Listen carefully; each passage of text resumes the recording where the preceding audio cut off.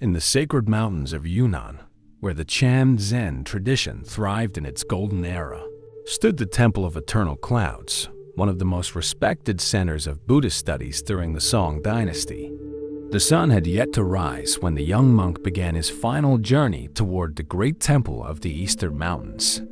A thick mist blanketed the valley like a white silk shroud, and the only sound was the gentle rustling of bamboo swaying in the morning breeze. His bare feet, hardened by a 7-day trek from his village, felt every stone of the ancient path that wound up the mountain. On his back, he carried only a small bundle containing an extra robe and a begging bowl that had once belonged to his grandfather, a man who, though never a monk, had lived by the Buddhist precepts with a devotion that inspired the entire village. As he climbed the endless stone steps, the young monk recalled his mother's words on the night before his departure. She had lit a small incense stick at the family altar, and with restrained tears in her eyes, told him the story of the great master Nagarjuna, who had also left home as a young man in search of the Dharma. Just as the lotus needs mud to bloom, she said, we too must leave the comfort of what we know to discover our true nature. As morning broke, the first rays of sunlight began to disperse the mist, gradually revealing the grandeur of the temple above. The golden rooftops shimmered like earthly stars, and the ancient stone walls seemed to tell millennia-old stories through their marks and textures.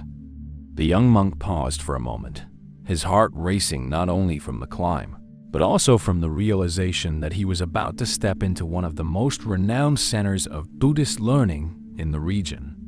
Near the main gate, a small rock garden stretched out like a sea frozen in time. The young monk observed how each stone had been placed with purpose and precision, forming patterns that resembled ocean waves, an ocean he had never seen but had often read about in the sutras. This garden, he thought, must be like the mind of the enlightened, every thought in its rightful place, creating perfect harmony with the whole. The sound of a bell echoed across the valley, signaling the hour of the first meditation session. Other aspiring monks began to arrive, some alone like him, others accompanied by family or senior monks. The young monk noticed how some seemed to come from noble families, dressed in fine robes and adorned with precious amulets, while others, like him, carried only the essentials. He was reminded of the Buddhist teaching that true wealth lies not in material possessions, but in the purity of the heart. An elderly monk, his head completely shaved and deep wrinkles mapping decades of wisdom, approached a group of aspirants. His name, they would later learn, was Venerable Tenzin, and he was responsible for welcoming new disciples. His eyes, though kind, carried an intensity that seemed to pierce the soul of each young seeker. The path you have chosen, he began, his voice soft yet firm like the morning breeze, is not for those who seek comfort or glory. Here, every grain of rice you eat will be the fruit not only of others' labor, but of countless causes and conditions extending through time and space. Every moment of study, every task performed, every mindful breath will be an offering to the Buddha, the Dharma, and the Sangha. A shiver ran down the young monk's spine as the Venerable spoke.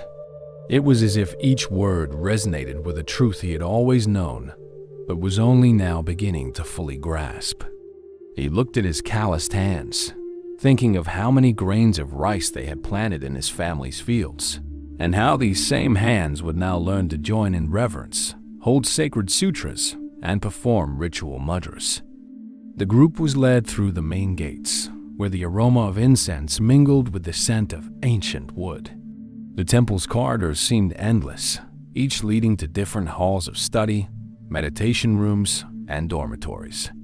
The walls were adorned with ancient paintings depicting the life of the Buddha and stories of the great masters, who had passed down the teachings through the ages. During the temple's orientation, the young monk couldn't help but notice how some of the other aspirants already seemed well-versed in the texts and rituals, whispering the names of Buddhas and Bodhisattvas depicted in the paintings. His heart grew heavy as he realized how much he still had to learn. Yet, he remembered his mother's words about the lotus and the mud. Perhaps, he thought, my ignorance is the very mud from which my understanding will bloom. At the end of the first day, when everyone was assigned their dormitories, the young monk found himself alone in his small space, consisting only of a tatami mat for sleeping and a small shelf for his few belongings. Through the narrow window, he could see the valley below, now cloaked in the shadows of dusk. He lit a small incense stick, the last one his mother had given him, and for the first time since his arrival, allowed himself to feel the full weight of the transformation he had chosen for his life. That night, as the temple gradually fell silent, the young monk reflected on the Venerable Tenzin's words and the path that was just beginning. The distant sound of the temple bell echoed across the mountain, reminding him that every moment was an opportunity for awakening, even if the path ahead seemed as long and arduous as the steps he had climbed that morning. The routine at the Temple of Eternal Clouds began long before sunrise. The sound of the great bronze bell, forged during the ancient Tang dynasty, echoed through the mountains, signaling the start of the day. The young monk, not yet accustomed to this new rhythm, often woke with a start, his heart racing as he realized the other novices were already on the move, their shadows gliding silently through the corridors of the ancient wooden temple.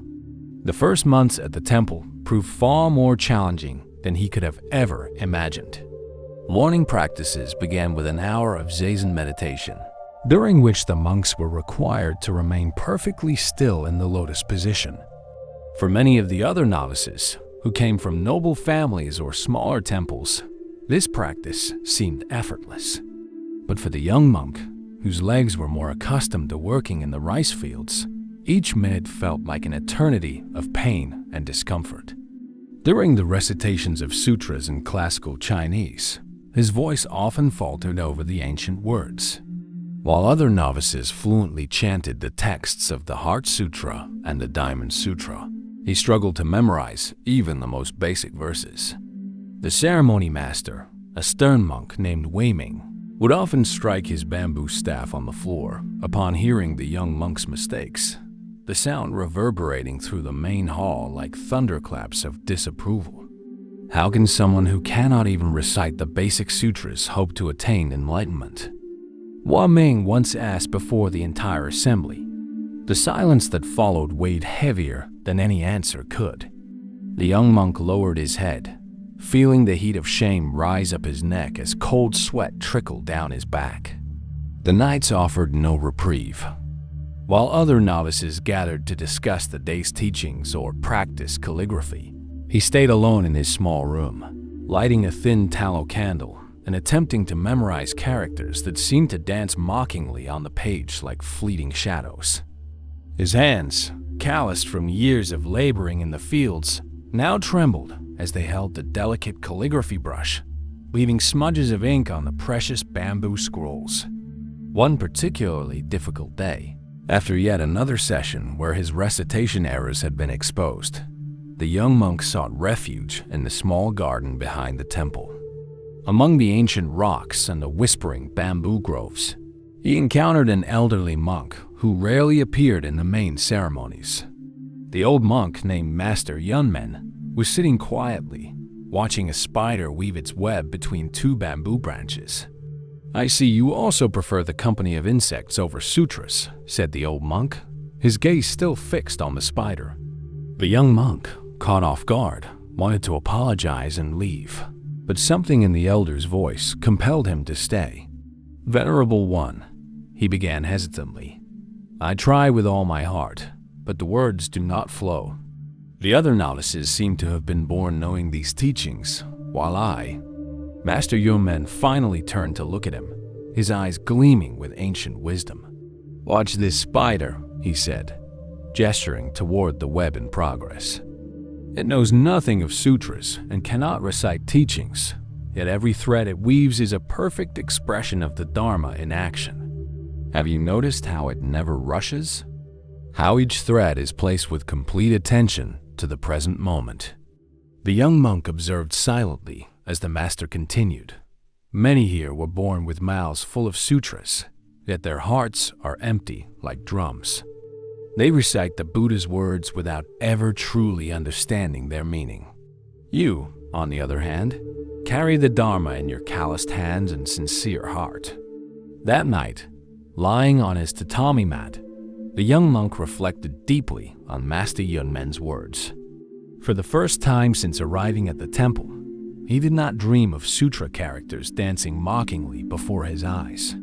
Instead, he dreamed of the spider, patiently weaving its web, every movement a silent meditation, every thread a natural embodiment of the truth the sutras sought to capture in words. However, the days that followed did not become any easier. The other novices, noticing his growing closeness to the eccentric Master Yunmen, began to spread rumors. They whispered that he was trying to find an easier path, that he was avoiding the true responsibilities of a monk. Some even suggested he was unworthy of wearing the temple's brown robes. At meals in the main dining hall, the young monk often found himself sitting alone at one of the long, dark wooden tables. The sound of spoons clinking against ceramic bowls seemed to amplify his isolation. He watched as the other novices naturally formed groups, animatedly discussing recent teachings or sharing interpretations of ancient koans. During his own meals, he focused on following the temple's strict dining etiquette perfectly, holding the bowl at the correct height, using his chopsticks with precision, and not letting a single grain of rice fall. If he couldn't excel in studies, at least he would be impeccable in this. One afternoon, while cleaning the main hall, a task often assigned to the less promising novices, the young monk overheard a conversation between two senior monks who hadn't noticed his presence behind one of the large wooden pillars. "It's a pity," one of them said, "accepting people without proper preparation just because they show devotion. The temple is losing its prestige." "Indeed," the other replied. "In the past, only the children of noble families or those who had already shown natural enlightenment were admitted. Now look, we even have peasants' children who can barely read." Each word pierced the young monk's heart like a needle, but he continued his work in silence, scrubbing the wooden floor with renewed vigor, transforming his pain into dedication to the task at hand. He recalled Master Yunmen's words about the spider and tried to see his own situation as yet another thread in the great web of life.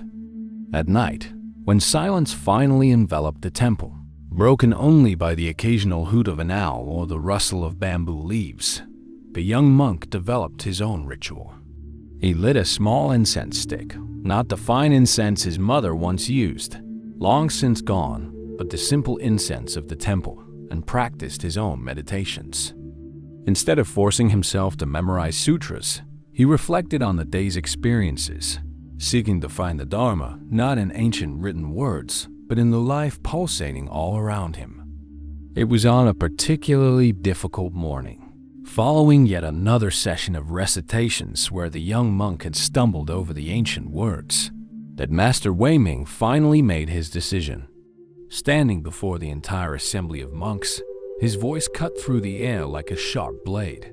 "Since you show no aptitude for advanced studies, perhaps your karma points to a more grounded path. From this day forward, you will be responsible for the temple garden."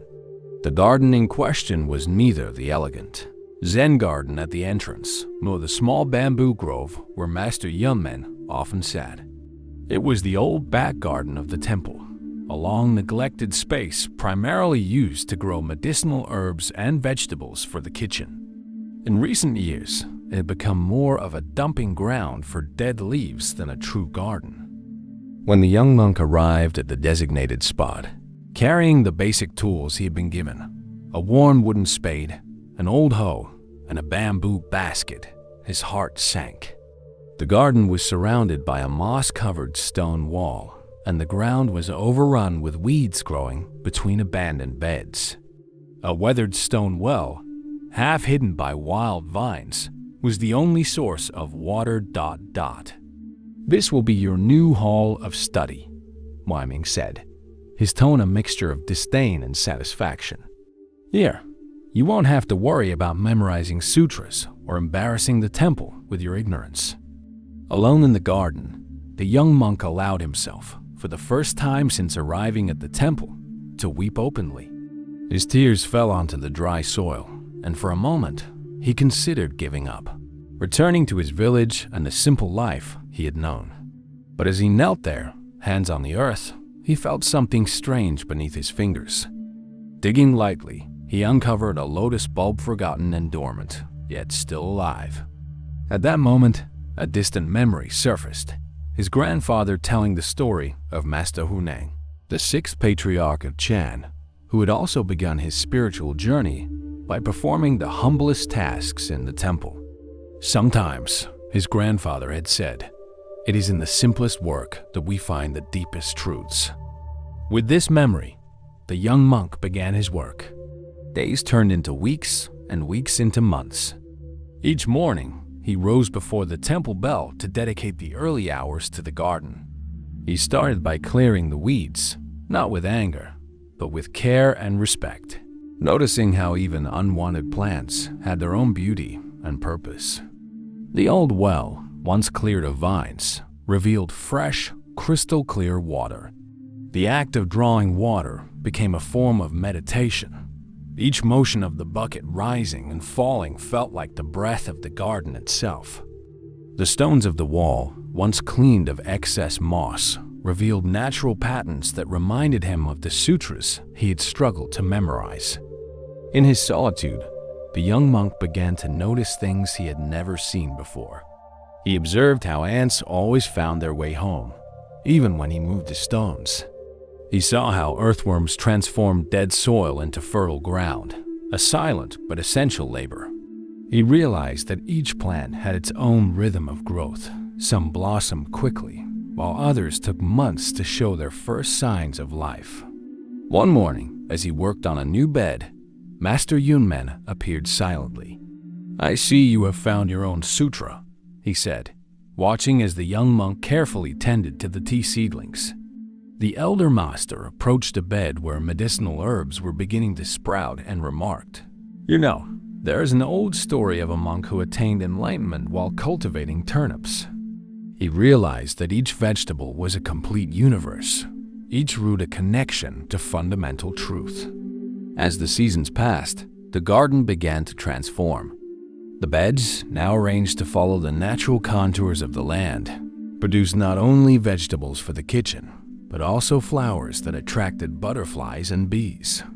The young monk had learned to work in harmony with the natural cycles, planting certain herbs under the waxing moon, others as the mornings grew cooler. The lotus bulb he had found on his first day was planted in a small pond he dug himself, using water from the well. Day by day, he watched patiently, recalling his mother's words about the lotus and the mud. When the first flower finally bloomed, its beauty was even more profound because he had witnessed every stage of its growth.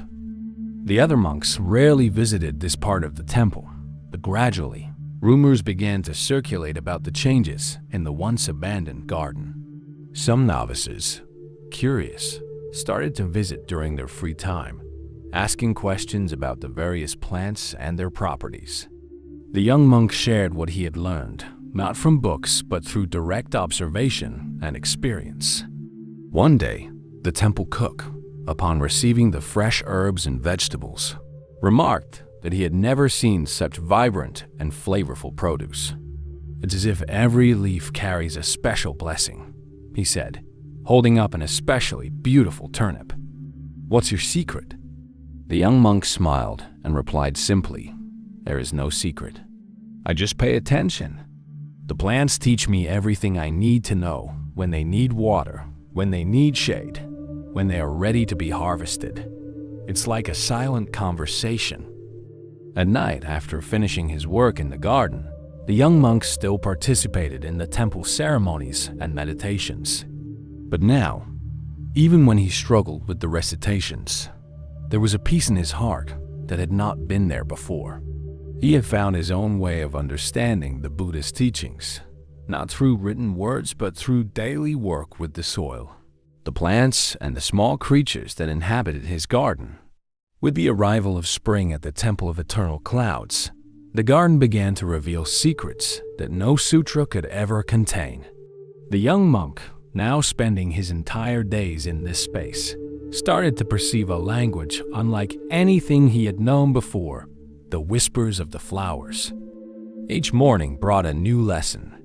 One day, while observing an ant carrying a leaf many times its size, the young monk understood something about perseverance that no temple lecture had ever managed to convey. The tiny ant didn't question whether the task was too great, nor did it compare itself to other ants. It simply followed its path, step by step, fully dedicated to the present moment. During this period, the garden began to speak more clearly. The young monk discovered that each plant had its own voice, its own teaching. Peonies, for instance, taught him about the beauty of patience. Their blooms took years to reach their fullness, but when they did, their beauty was unmatched. Chrysanthemums demonstrated how adversity could be transformed into beauty. The more they were pruned, the more abundantly they blossomed. One day, as he meditated among the beds, he had a profound revelation while observing a lotus leaf after a rain shower. Water droplets danced across the leaf surface without ever penetrating or staining it. This is how the mind of a practitioner should be, he thought, present amidst the world's afflictions, yet untouched by them. Master Yun Men, who often visited the garden in the early mornings, noticed the change in the young gardener. "I see you are learning the language of the flowers," he said one day, watching the young monk tend to a bed of medicinal herbs with great care. "Yes, Venerable," replied the young monk. "Each plant has its own way of teaching the Dharma. The bamboo shows me the strength of flexibility, while the plum blossoms teach me about the beauty that emerges in the cold of winter." One particularly hot afternoon, while watering the beds, the young monk had an insight that would forever change his understanding. He observed how the same water, unchanging in essence, nourished different plants in different ways. Some needed more water, others less. Some required watering in the morning, others at dusk. There is no single path to enlightenment, he realized. Just as each plant requires unique care, every being has its own path to awakening. This realization brought a profound transformation to his practice. He began to see how he had clung to the idea that there was only one correct way to follow the spiritual path, the way of sutras and formal recitations. Now, through the garden, he understood that the Dharma manifested in infinite forms. One day, while pruning a tea bush, he experienced what the Zen masters would later call a small satori awakening. At the exact moment his shears cut a dead branch, he viscerally understood the teaching of impermanence. It was no longer just a concept he had struggled to memorize in the sutras, but a living truth he could touch, feel, and experience in every moment. As the seasons passed, the garden became a living text that the young monk could read with increasing clarity. In the falling leaves of autumn, he saw teachings on letting go. In the sprouting buds of spring, he understood the nature of perseverance. In the morning dew that evaporated with the rising sun, he found lessons on impermanence deeper than any sutra could offer. The garden silence also became his teacher. Amid the buzzing of bees and the rustling of leaves in the wind, he discovered a deeper silence, the one the ancient masters called the sound of emptiness. It was not the silence of the absence of sound, but the silence of total presence, of mindfulness in every moment. Occasionally, younger monks came to the garden, curious about the rumors spreading through the temple, stories of a gardener who seemed to grasp the deepest teachings through his work with the earth. The young monk welcomed them with a quiet smile, inviting them to join his labor. Some left disappointed, expecting grander teachings. Others, however, began to return regularly, discovering a different kind of wisdom flourishing in that space. One morning, as the young monk worked in silence, the temple's great master appeared in the garden. For hours, he observed the young man at work, noting how each movement was performed with total presence, how every action flowed naturally into the next.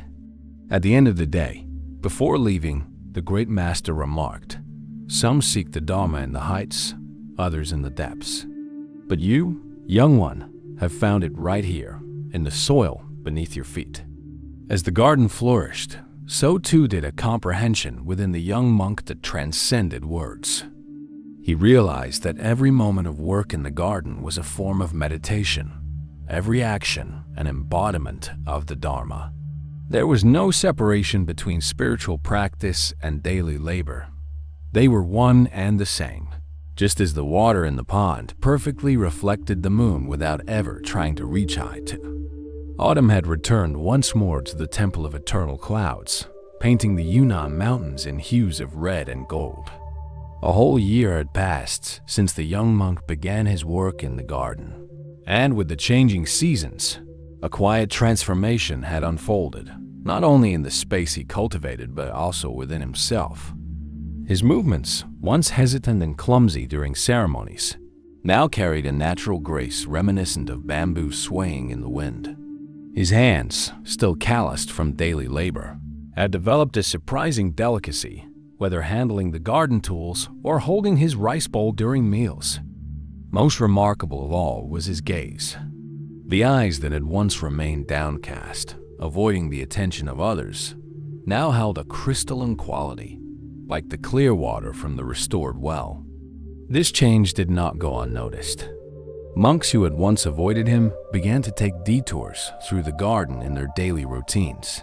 Some paused to watch him work. Others asked questions about the medicinal plants now flourishing abundantly.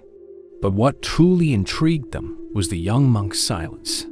Not a silence born of shame or an inability to express himself, but a full silence like that of an ancient mountain. On a particularly significant morning, Master Wei Ming, who had long addressed the young monk only with words of criticism, was seen standing by the garden gate. The air was filled with the fragrance of plum blossoms and the hum of bees as he observed the young man at work. He noted how every movement seemed part of an ancient dance, the way he moved between the beds, how he tilted the bamboo watering can, and how his hands touched the earth with reverence. "You have transformed this place," Wei Ming finally said, his voice carrying a hint of surprise that he tried to conceal.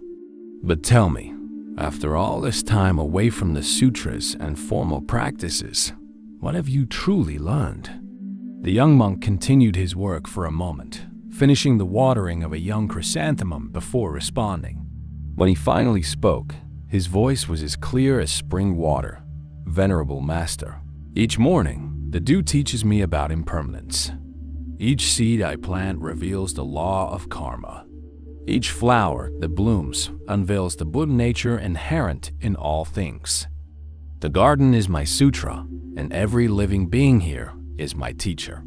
Wei Ming was silent for a long moment, his eyes sweeping over the garden that had once been nothing more than an abandoned plot. Now, flower and herb beds stretched in harmonious patterns. Small stone paths meandered between them like miniature rivers. And at the center, the lotus pond reflected the sky like a perfect mirror. Other monks began to notice something even more astonishing. During morning meditations, while some struggled with drowsiness or restlessness, the young monk sat perfectly still, like one of the ancient rocks in his garden. During recitations, though he still did not know all the sutras by heart, his voice carried a quality that made the ancient words feel new, as if each syllable naturally blossomed like buds in spring. Master Yunmen, who had become a more frequent presence in the garden, once shared an observation with the other masters. "Look at how he moves among the plants. There is no distinction between his gardening practice and his meditation practice. He has found what many of us seek in ancient texts, the truth of the present moment." The deepest transformation, however, lay within the young monk himself. The shame that had once consumed him had dissolved like morning mist. In its place grew a quiet understanding, that each being has its own path to enlightenment. Just as some plants needed full sunlight while others thrived in shade, he had discovered his own unique way to the truth. At night, in his small room, the young monk no longer dreamed of the sutras he struggled to memorize. His dreams were now filled with the endless connections he observed in his garden. The ants carrying crumbs to their nest, the roots of plants intertwining beneath the soil, the flight of butterflies pollinating flowers. In his dreams, as in his daily practice, everything was one great living sutra, each moment a new page unfolding. During the Mid-Autumn Festival that year, when the full moon lit up the mountains like a giant pearl, something extraordinary happened. Younger monks, who had once mocked his simplicity, began seeking him out with questions far beyond gardening. "How do you find such peace in manual labor?" some asked. "How do you keep your mind so clear during meditation?" wondered others. The young monk answered not with words from the sutras, but with lessons he had learned from his garden. He spoke of the patience required to wait for a seed to sprout, of the acceptance needed when a plant did not survive, and of the joy in seeing a flower bloom without trying to rush its natural time. When the moon reached its zenith at night, the great master of the temple, who rarely left his meditation pavilion, made an unexpected visit to the garden. Observing the space bathed in moonlight, with its dancing shadows and the reflection of the moon in the small pond, he smiled and said something that would echo through the temple corridors for years to come. "Sometimes, the deepest path is the one that leads us back to the earth." On a special day during the spring festival, when the cherry blossoms were in full bloom, the great master of the Temple of Eternal Clouds called for an extraordinary assembly of all the monks. The grand meditation hall was filled to capacity, from the youngest novices to the most venerable masters. The air buzzed with anticipation, as such gatherings were exceedingly rare. At the center of the hall, the great master sat in silent meditation, his eyes closed. To his right stood the stern master Wei Ming, and to his left, the wise master Yunmen. The young monk was among the others, seated near the open doors through which the garden he had tended could now be seen. For countless lifetimes, the great master began, his voice gentle yet reaching every corner of the hall. "We have sought enlightenment in the highest places, in the deepest texts, and through the most complex practices. Today, however, I wish to share a truth that has always been before our eyes, but which we often refuse to see." The great master gestured toward the garden. "A year ago, we judged a young monk as unfit for elevated studies. In our supposed wisdom, we assigned him the humblest task we could find. Today, this very garden has become one of the most sacred places in our temple." A soft murmur rippled through the assembly as the great master rose and walked toward the young monk. "Come," he said, extending his hand. "Show us your sutra." The young monk led the assembly to the garden. In the morning light, the space radiated life. Flowers of every color swayed in the breeze. Bees hummed among fragrant herbs. And in the small pond, a lotus flower opened to greet the rising sun. "Here," the great master said, "every plant is a teaching, every stone an ancient truth." While we were consumed with debates over the meanings of texts, this young monk found the living Dharma in every moment of his work. Turning to the young monk, the great master asked, "Tell us, what has been the greatest lesson this garden has taught you?" The young monk looked at the space that had become his teacher and replied simply, "Venerable Master, I have learned that we do not need to search for enlightenment anywhere else. It is present in every conscious action, in every moment of mindfulness. It is in the way we plant a seed, in how we remove a weed, and how we carry water.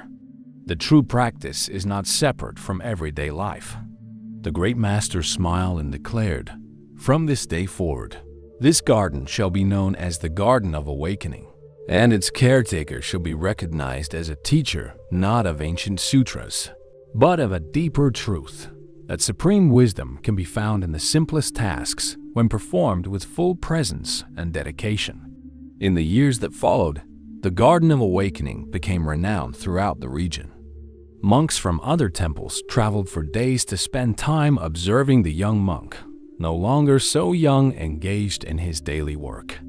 Some hoped to uncover secret techniques or profound teachings, but what they found was something far simpler and yet infinitely more profound.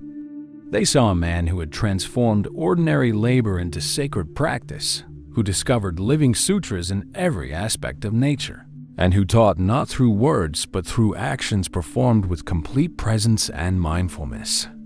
In a world perpetually seeking the extraordinary, this story reminds us that true wisdom often resides in the simplest, most mundane tasks. It is not necessary to climb the highest mountains or memorize the oldest texts to find enlightenment. It is present in every moment, in every action, when undertaken with full attention and care. As the young monk discovered, even the humblest work, when done with total dedication and awareness, can become the deepest path to spiritual understanding. Every task, no matter how mundane it seems, holds within it the seed of enlightenment. True spiritual practice is not apart from daily life. It is daily life, lived with full consciousness and devotion.